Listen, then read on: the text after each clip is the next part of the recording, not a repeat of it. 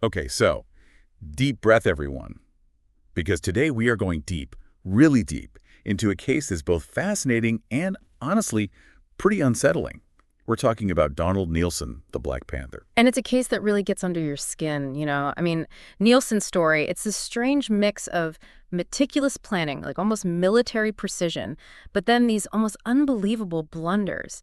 It's a story of chilling violence, but also the strange undercurrent of desperation. Yeah, and that's what I find so intriguing. Like, we have a stack of articles here about this guy, and the more I read, the more I'm struck by those contradictions. Like, how does someone even become the Black Panther? It's not like he woke up one morning and decided to terrorize post offices. Right, exactly. There's no single moment, no radioactive spider bite that turns him into a supervillain. But when you look at his early life, you start to see some of the pieces falling into place. Well, even his name, Donald Nappy, Oh, yeah. seemed to set him up for a rough time. I mean, the articles mention how he was bullied relentlessly for it, both in school and later in the army. Yeah, it's like he could never escape that early trauma. And, you add that to what we know about his upbringing, that really strict, almost military-style discipline from his father. And it's not hard to see how that kind of environment might have shaped him. It's like he was both drawn to and repelled by that military world. Yeah, and it's interesting because you see this kind of push and pull throughout his life. He's fascinated by military tactics, reads books about commando raids, survivalism, even treats his own family like they're some kind of military unit. But at the same time, he flunks out of the army, fails to make a go of it in civilian life. Yeah, those failed businesses, the dead-end jobs. Yeah. The articles paint this picture of a guy who felt like he was constantly hitting a wall. Absolutely. And importantly, he saw other people, particularly immigrants, succeeding where he had failed. And that fueled a lot of resentment, a sense of injustice that, unfortunately, is a common thread in these kinds of cases. And that resentment, that feeling of being wronged by the world, it eventually mutated into something much darker. And we see that first in those early burglaries. I mean, we're talking about almost 400 of them. 400, that's not just a guy trying to make a quick buck. That speaks to something deeper, a compulsion, a need for control that just kept escalating. And it's interesting how he shifted his focus from those early, almost random burglaries to something much more targeted. Post offices. And not just any post offices, but these small, often rural sub-post offices. Right, and that's where you start to see that military planning really come into play. These weren't random acts, not anymore. He was picking his targets carefully, going after places he knew would be less secure, often run by families living on the premises. Yeah, it's like he was exploiting their vulnerability, their sense of safety, and he knew exactly what he was doing. These weren't smash and grabs either. This guy had a routine. Oh, he had it down to a science. The early morning raids, always armed, working alone, cutting the phone lines to isolate those communities. Imagine the terror. It's like something out of a nightmare. You're at home with your family, fast asleep. Then suddenly, it's the middle of the night, the phone's dead, and you hear someone drilling. Chilling. And that's how that nickname, the Black Panther, was born. The black clothing, the balaclava, those quick, silent movements. He was like a phantom, a creature of darkness. He was terrorizing these communities. And the police, they were trying to catch up to understand the pattern. They even developed what they called a Panther MO. Which, makes sense. You're trying to get inside the mind of this guy to anticipate his next move. But there was one chilling detail they missed early on. A detail that, in hindsight, seems so obvious. What's that? Those cut phone lines. They saw it as just another part of his MO, another way for him to control the situation. But they didn't realize how significant those cut lines would become. Right. Because it wasn't just about isolating those communities in the moment. It was about something much darker, something that would soon push Nielsen from thief to killer. And that's a story for part 2. It wasn't just about those cut phone lines, though, was it? There were those 3 post office murders: Donald Skepper, Derek Aston, Sidney Grayland. Each one more brutal, more brazen than the last. And you start to wonder, what was going through his mind? Was it all part of the plan? Or was there something else driving him, something darker taking over? It's a question that haunts this entire case, doesn't it? That line between calculation and chaos. And, we have to remember the context here. This was 1970s Britain. The country was in turmoil. There were strikes, power cuts, a sense of growing unease. Right. It wasn't just about the money, was it? These crimes, they tapped into something deeper, a fear that the old order was crumbling, that no one was safe. Absolutely. And that fear, that sense of vulnerability, it was amplified tenfold when he kidnapped Leslie Whittle. Because if a 17-year-old heiress Someone from a wealthy, well-connected family. If she wasn't safe in her own home, then who was? Exactly. And the way he targeted her, it was chilling. He'd been planning it for almost 2 years, ever since he read that newspaper article about her family's fortune. 2 years. I mean, that's not just opportunistic, that's obsession. It was like he was playing a role, becoming this character, this Black Panther he'd created. And let's not forget, this was a guy who'd managed to evade the police for years. He was meticulous, resourceful, ruthless when he needed to be. And he was ruthless with Leslie Whittle. He took her from her home in the dead of night, leaving that ransom note for her family, demanding £50,000. Even the ransom amount was calculated, not so high that it would be impossible to get, but enough to fuel his delusions of escaping, of starting a new life. The articles mentioned the ransom drop, the instructions he gave, even the way he used that dymo tape, making it harder to trace. Every detail thought out in advance. He was controlling the narrative every step of the way, and for Leslie's family, it must have been absolute torture. And the place he took her, Bath Pool Park. I'd read about it, of course, but seeing the pictures in your notes, it's bleak, desolate. You could almost feel the isolation. Bath Pool Park was the perfect hiding place. Isolated, full of those abandoned mine shafts and tunnels, places where he could easily disappear. And he knew the area well from all those military exercises he used to do. He had a hideout already set up there, didn't he? That drainage shaft. He did. And here's where those cut phone lines come back into play. Remember how that was a key part of his MO? Well, he did the same thing at Bath Pool Park. Cut the phone lines to a nearby house, ensuring that no one could call for help. He was in complete control. It's chilling.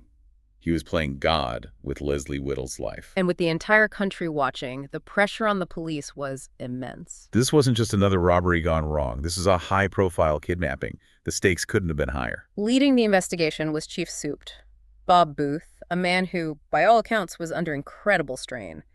Imagine the weight on his shoulders, knowing that every decision, every move, could mean the difference between life and death.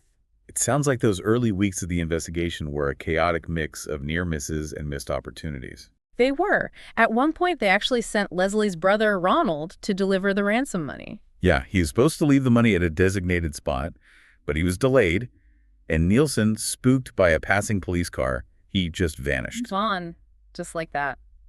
And that wasn't the only time they came close. There was another instance where a police officer, completely unrelated to the case, stopped for a cigarette break right near Nielsen's hideout. Are you serious? He was that close. He was. Just a few feet away. It's almost too much to bear thinking about. All those what-ifs. It's heartbreaking. And amidst all this, Booth, under pressure from Scotland Yard, imposed a news blackout on the case. Hoping to keep things quiet, avoid tipping off Nielsen. Exactly, but it backfired because it also meant that potentially crucial information wasn't getting out to the public. Like those items the school children found. The torch, the dymo tape, the stanner.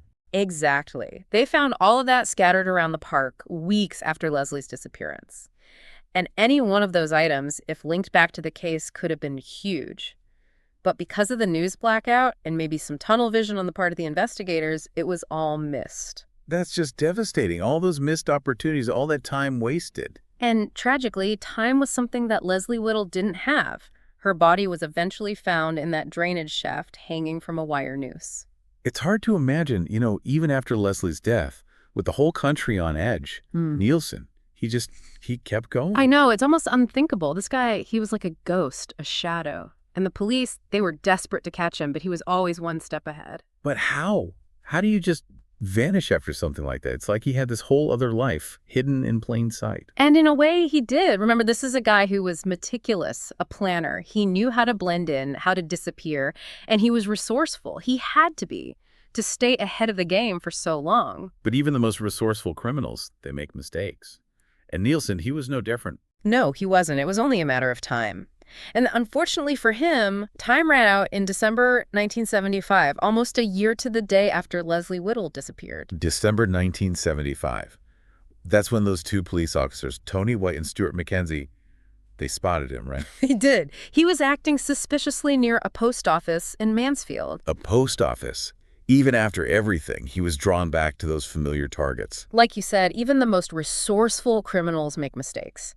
And that was his fatal flaw. His patterns, his compulsions, they ultimately led to his downfall. So what happened? Tell me about the arrest. Well, White and Mackenzie, they approached him, asked him some routine questions, probably just wanting to see what he was up to. But Nielsen, he panicked. Pulled a sawed-off shotgun on them. He did. Yeah. Forced them into their own patrol car, tried to make a getaway. It's like something out of a movie. You have to wonder what he was thinking at that point. Did he really think he could escape again? Desperation can make you do crazy things, and he was desperate. But his luck, it had finally run out. The officers, they fought back, there was a struggle, and the car crashed. And that was it. The Black Panther, unmasked, captured at last. What a moment that must have been. It was huge. The whole country breathed a collective sigh of relief. This reign of terror, it was finally over. And I think for a lot of people, there was also this sense of disbelief. Because the face behind the mask, it wasn't some criminal mastermind. It was Donald Nielsen, this seemingly ordinary guy. Exactly. And I think that's what makes this case so fascinating, so unsettling even today. It's a reminder that evil doesn't always have a face. It can hide in plain sight in the most unexpected places. And when they searched his home, they found everything, didn't they? They did. It was like stepping into the mind of the Black Panther. Guns, ammunition, masks, newspaper clippings about his crimes. They even found a small, carved model of a Black Panther. It was chilling. It's like his whole life had become consumed by this persona, this dark fantasy he had created. Yeah. And then there was the trial. Oh, it was a huge media event. Everyone wanted to know what would happen to the Black Panther. And Nielsen, he maintained this, this strange detachment throughout it all. He couldn't quite grasp the magnitude of what he had done. But the jury, they didn't buy his act. He was found guilty on all counts, sentenced to life in prison. Life to mean life, the judge said. And in this case, I think that's what people wanted to hear. There had to be a sense of justice, a sense that even if Leslie Whittle couldn't be brought back, her killer would be held accountable. Absolutely. Yeah. And Nielsen's wife, Irene, what happened to her? She was also charged, but with handling stolen goods. Those postal orders, remember? She claimed she'd been forced by Nielsen. But the jury didn't believe her. No. They found her guilty, too. She was sentenced to 12 months, though she only served 8. It's a tragic footnote to this whole story. A reminder that even those on the periphery of evil, they can get caught in the crosshairs. It's a tough lesson. So Nielsen died in prison in 2011. Case closed, right? In a way, yes. But, some cases, they stay with you. They make you question everything you thought you knew about human nature, about the darkness that can lurk beneath the surface. And this is definitely one of those cases. It's a story about the dangers of unchecked ambition, the corrosive nature of resentment, and the devastating consequences of violence. And it's a reminder that monsters aren't always easy to spot. Sometimes they look just like everyone else. This deep dive into the case of the Black Panther, it's been a journey, that's for sure. Thanks for taking it with us. We'll see you next time.